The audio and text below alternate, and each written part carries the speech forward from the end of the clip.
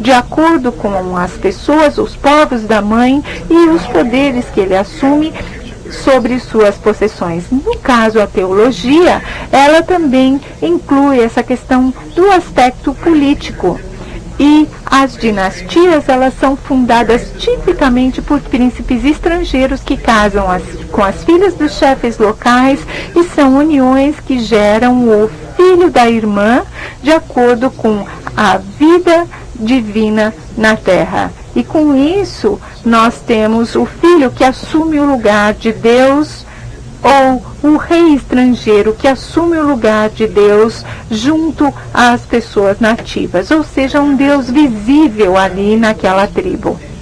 E com isso, nós temos na Indonésia Leste o Kedan, que dava suas esposas a superiores. E nesse caso, ele era considerado como um deus, ou seja, através do presente de sua irmã, ele apresentava aquela linha do ego como uma nova linha, uma nova vida. E isso significava a continuidade de sua existência, ou seja, sua irmã tornou a vida possível, ou seja, eles dão a vida nesse caso. Então, para repetir e concluir, o meu argumento é a relação matrimonial e aquele arquétipo político do rei estrangeiro. É claro que nós temos o tabu do incesto, que é uma condição fundamental, e além disso nós temos a vida que é ganha e perdida a partir do externo, e também estabelecemos ali uma correspondência básica entre os predicados ontológicos e sociológicos, e no caso a dependência de fontes externas para a existência. Mas aí eu clamo que o rei estrangeiro é uma expressão política em desenvolvimento da mesma coisa. Nos atributos encontrados em Nuti e na oposição entre a consanguinidade como uma constituição nas relações do ser e a afinidade como uma formação nas relações do tornar-se, nós temos uma descrição que é igual. E para mim os irmãos são apenas irmãos, mas o filho de uma irmã é um novo caminho para o reinado. Os irmãos estão apenas em casa, mas se houve ali uma forma que foi gerada no passado e que veio do passado para hoje, então é o descendente da minha irmã e é uma nova linha.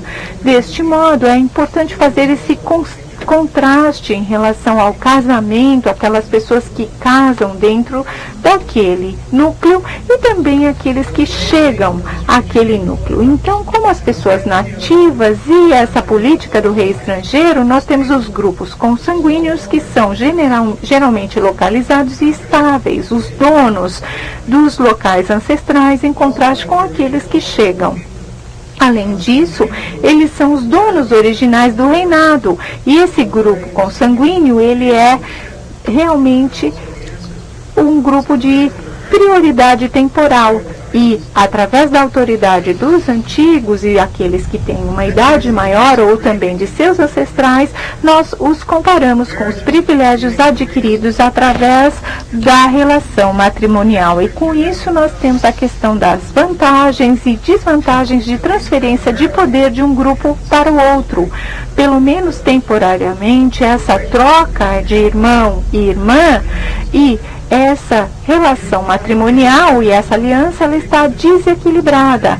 E, em alguns aspectos, nós temos essas questões que podem ser reversíveis ou reproduzidas dependendo da regra matrimonial. E, além disso, nós temos ali na questão da ilha da Ásia, do sudeste da Ásia, aquelas que davam as esposas e aqueles que tomavam as esposas. E, com isso, nós temos a questão do elemento crítico de desigualdade que pode gerar uma relação contratual ou de conflito. Além disso, nós temos a questão de uma nova ordem nesse grupo consanguíneo. E é como se fosse uma nós antiga na antropologia funcional e estrutural.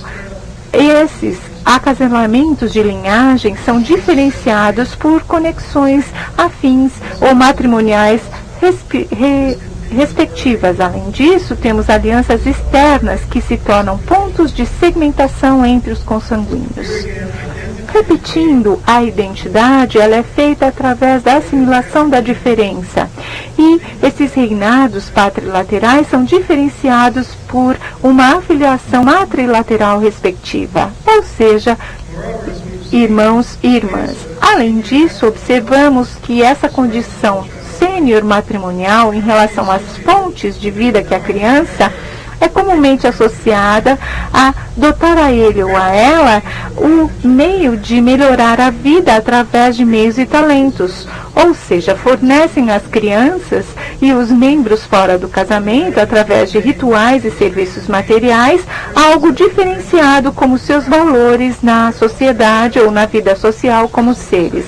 Além disso, nós temos essa questão de esposas externas, que significa que elas são civilizadas ou são de algum modo organizadas. E o lado negativo é que talvez isso lembre a questão dos poderes de reinado, que são como uma maldição relativa àquela relação matrimonial sênior.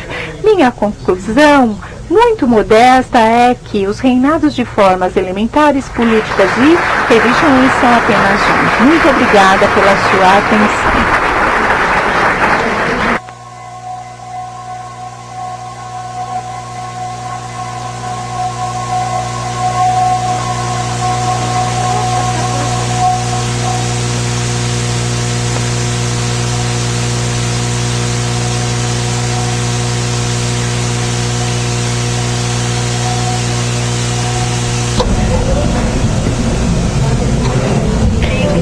So I believe,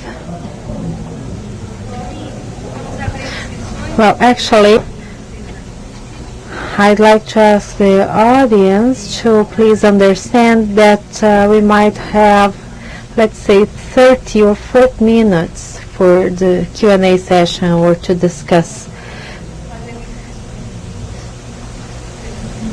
So please tell me your names, or those of you who have questions or remarks.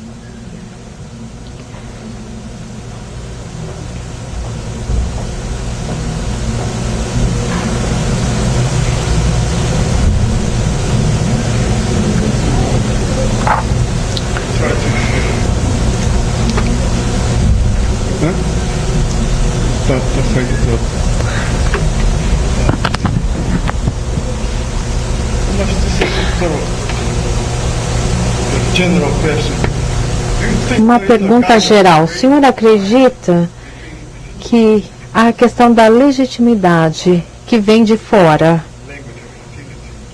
por meio das relações matrimoniais, existe uma legitimidade que vem também de dentro, ou seja, da consanguinidade, das relações de consanguinidade? Talvez os estrangeiros podem ser reis, mas não os presidentes por lei, certo? Você não pode se concorrer à presidência se for estrangeiro. Então, nós temos aqui alguns fóruns com relação à legitimidade, paralelo a essa questão de exterioridade, interioridade. Eu vou dizer que eu concordo que existe essa tipologia, mas este dualismo é a condição dessa relação desse rei estrangeiro que ele tem e com relação aos povos indígenas, então, que detém uma forma diferente de legitimidade, prioridade, de ranking e de autoridade. E essa autoridade está ligada à terra. Mas a vantagem desse rei estrangeiro nessa situação é que os povos locais têm apenas o poder local, ou seja, sobre a vida deles.